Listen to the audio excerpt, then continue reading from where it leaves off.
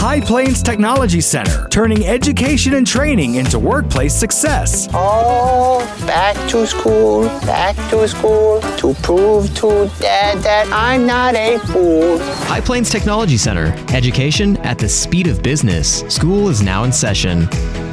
Well, good Wednesday morning, Taylor Burnett, High Plains Technology Center. Can you smell it in the air? Here we are Wednesday morning. Fall is upon us more than anything. That's the crazy thing.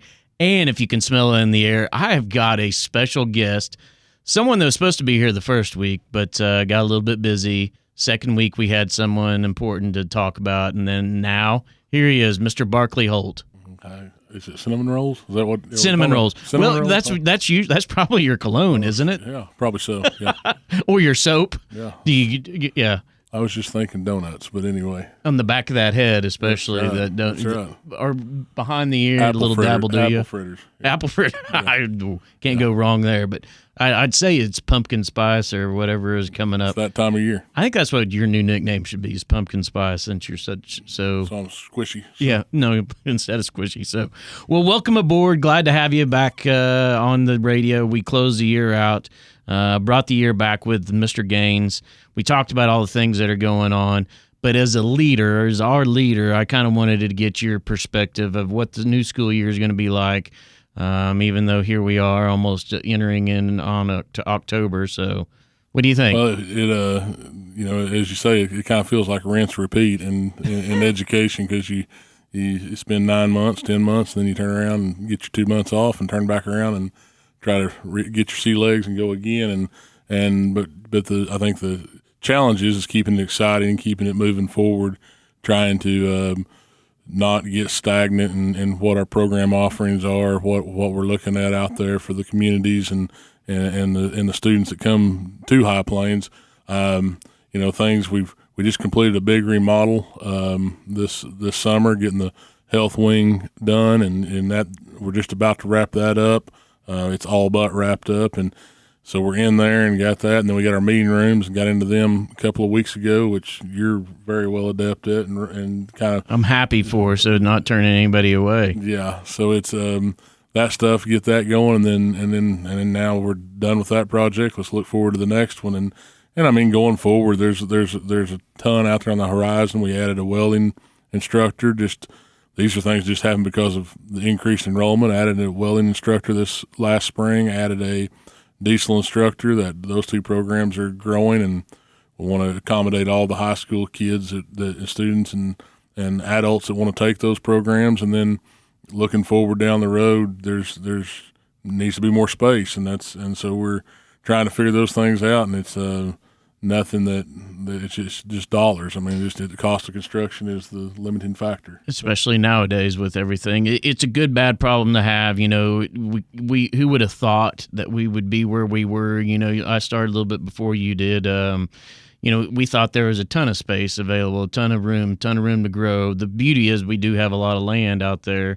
Our forefathers were very smart in getting that started, and a ton of land and stuff. But we are literally bursting at the seams when we talk about things. Right, and a lot of that is so true. I mean, we are, but it's self-inflicted. But I think it's good self-infliction when you just looking at that. The majority of students that graduate throughout the United States are going into a career of some sort that is not a college degree requirement on that.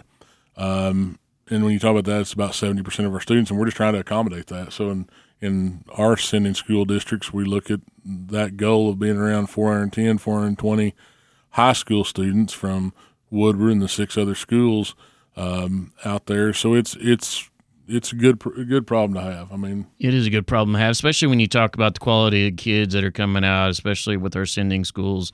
And those that aren't in our sending schools in the round district, they are the ones that kind of feel left out at times. But that's our number one customer. That's right, and that's what we've tried to. Everybody talks about different facets of career tech, and at High Plains we kind of center it around. We've got our middle school arm of the TAP program, and then we've got our full time, and then our post secondary WIND, LPN, and then the short term programs and offerings and business and industry training that's there. it's been really fun to watch those things kind of vertically align and staff vertically align those things so a student that's a sixth grader at Woodward Middle School can see where he's headed as a post-secondary student. I'm a big proponent on, let's try to, while we've got them as a captive audience, K through 12, and then that year or two after, let's try to get them a skill and get them and make them productive citizens that aren't taxing on a system, but that are out there doing whatever job it may be. And I know that, people want to talk about difference and importance of careers and things like that, but my dad just instilled it in me. He was always big on this, that he said, he said, the doctor's gone from town for a week and people make do. They might not be as sick as they are. He said, somebody that if the trash doesn't get picked up tomorrow, everybody in town hears about it. And there's a lot of truth to that. So we really focus on trying to teach those students to get up, go to work, do a job, be productive, and don't be a drain on the system. And that's what I love to hear you talk about, because I've said it forever. The national media, mainly Uncle Bernie Sanders, talks negatively about billionaire Walmart this and not paying employees that. But in a community the size of ours and our area communities as well, that's a career. And I get down upon people dissing a job and a career, and especially in an area that is self-serving. I mean, you talk about a community and a division of employment that did have to work through COVID, right?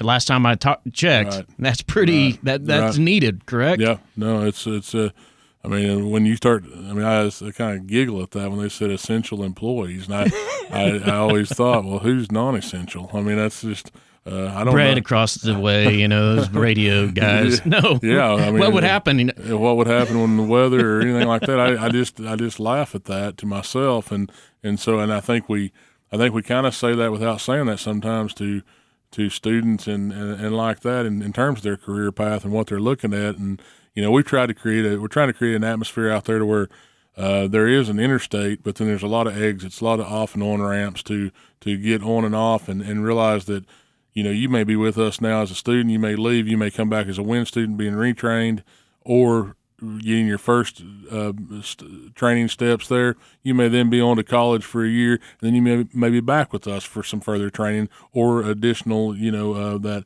on-the-job training stuff that goes on. So it's interesting to to talk about that. I was just visiting with a group from Woodward Schools this morning and talking about that. That's what we're trying to do, and that lends to that last step in our program to be a post-secondary opportunity. What we would like to envision at High Plains is something like Okmulgee Tech that sits right here, and something that we've been doing it for years. We're doing it at a very high level with LPN and WIND. All those students are leaving with jobs. They're passing their tests they need to pass. We've been 100% pass rate for 2 years with LPN.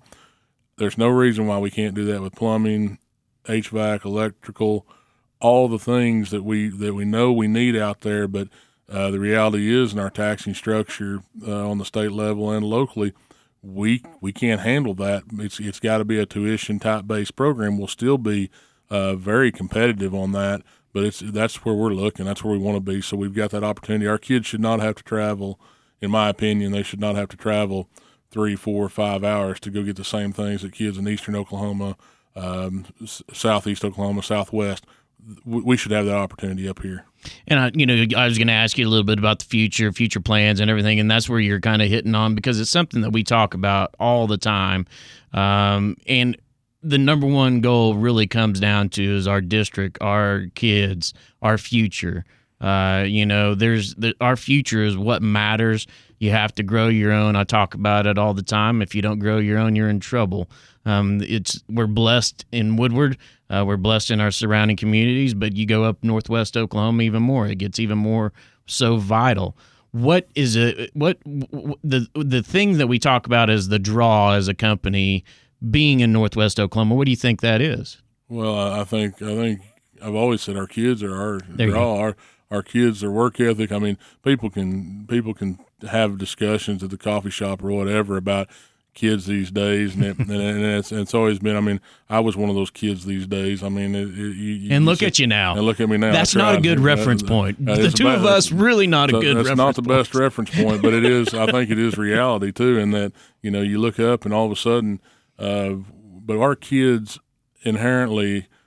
I compare it like this all the time. We've heard about the things that happen on the East Coast, West Coast, yada yada yada, and our kids just got a different, even the one that you you're on a struggle bus with, and you're trying to pull up and you're trying to lift up, but that individual is such a degree higher than what we deal with across the nation that I think we use that as our advantage. I think that is our advantage. I think we need to look at that. Like I said earlier, I mean, we'd like to retain about 210, 220 kids a year coming to the Tech Center each year in their class, which is that's about a 70% mark. And if we can do that, those are the kids that are going to stick around here. Those are young adults that are going to stick around here. The reality is you send them to college, that's 20% of your kids, and half of them are coming back. I mean, that at best, half of them are coming back. So that's just, and I am that college kid. I mean, I had to do it to get to where I wanted to be, and a lot of my counterparts did as well. But those jobs are pretty limited that are down that route. And when we were there at OSU, they didn't have that draw to Texas like they do, because when I was at OSU this last weekend, I felt like everybody was from Texas with everything. And they're the reason why they're drawing kids out. Because if I was sitting there building a business and I was going to start a business, what you talked about, especially as a former ag ed instructor, the kids are what it's about, and you're going to build a quality type of a business, don't you think? Oh, absolutely. I mean, that's the reason FFA and 4-H, those programs resonate with everybody, is because those kids, that kid's not just talking about getting up at 6 in the morning. They're up at 6 in the morning. They're not on Saturday. They don't sleep in and watch cartoons. They've got an animal that they're going and taking care of. They do those things, and that's the kids that I've said this forever, that the diesel, the auto, the construction, FFA, 4-H, that's the kids' football. That's something that draws them to school, and we need to. I mean, we have to embrace that, because that's the majority of students, and so. Yeah, and I love that. As we go forward, if we talk about things at High Plains, we're not afraid to try things. As you well know, budget's constraint, room constraints are really our only thing at times holding us back. What's your take on the longevity of where we're going to go with upstairs, that we've all done the whole suite? The cool thing about that is just that community type educational environment. We're utilizing, there's a lot of rules and stuff that surround stuff, and to lack of time and not to get into that, I don't control that I have to have an LPN instructor per 8 students, but that's just the law. That's the rule.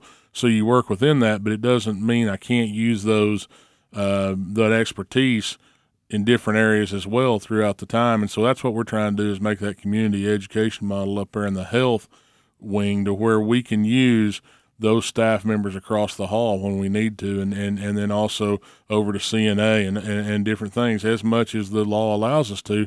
And it's just better, because everybody's had an experience. I mean, in healthcare, those experts I've got up there, those 4, 5, 6 people, they've had different experiences individually, and it's just great when you can collaborate that and bring it together. And across the hall, that's kind of the basis for it. They've all had learning experiences, different experiences on the job, and that's what I love, being able to bring those different, even the firefighters, the adjunct that we have working for us, they've all seen different things. Those real-life stories that they've seen are the way that you can learn, in my opinion. There's no doubt about that. And I think that, we've kind of done that around the building with our differences in talking about, instead of just diesel mechanics and auto mechanics, let's talk about mechanics, because it just, there you go. It sure brings a vast array of knowledge to the table. And if we're not working together, and we expect everybody to work together under our building, what good are we? That's exactly right. I mean, common goal, like I said, our youth, right? Yep. And believe it or not, everybody's young, especially when you're as old as we are. So. Yep. Okay. All right. Thanks for coming on. I know you have a busy schedule. It's even tough for one of you guys that's right below you to try to get you on the radio. It was tough. Yeah, I'm sure. All right. Well, good morning, everybody. Have a great week, and fall will be upon us next time we meet. Thanks a lot.